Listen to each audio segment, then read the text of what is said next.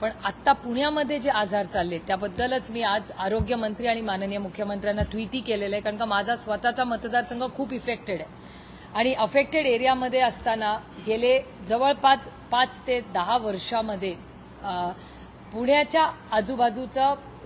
पाण्याचं जे प्रदूषण होतंय ते प्रचंड वाढतंय आणि ह्याच्यासाठी आम्ही अनेक उपक्रम केले, केंद्र सरकारकडेही पाठपुरावा केला आणि एक जन आंदोलन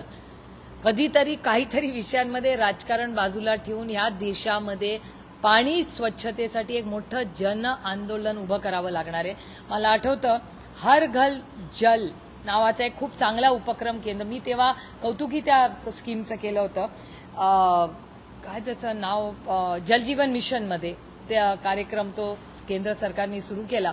I am not taking away from the intention of the government, पण जल जीवन मिशन, मला खूप दुःख होतंय हे बोलताना, पण जल जीवन मिशन ज्या अपेक्षेने जेवढा निधी जल जीवन मिशनमध्ये टाकला त्याचा इम्पॅक्ट तेवढा या देशात झालाय का, हा एक मोठा प्रश्न आहे. माझ्या स्वतःच्या मतदारसंघात ज्या भागाची लोकप्रतिनिधी म्हणून मी काम करते, जल जीवन मिशनच्या अनेक ठिकाणी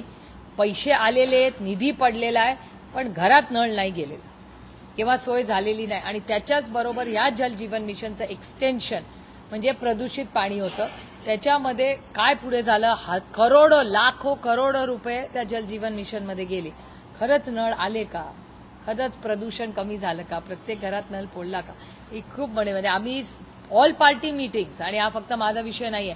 सगळ्याच पक्षाचे इन्क्लुडिंग भारतीय जनता पक्ष, आज माननीय सी.आर. पाटील त्याचे मंत्री आहेत, मागच्या सेशनमध्ये सी.आर. पाटलांना आम्ही विनंती केली होती की प्रत्येक मतदारसंघाचा तुम्ही प्लीज आढावा घ्या की पैसे वाया जाऊ नये, हीच आमची याच्या मागची भूमिका आहे.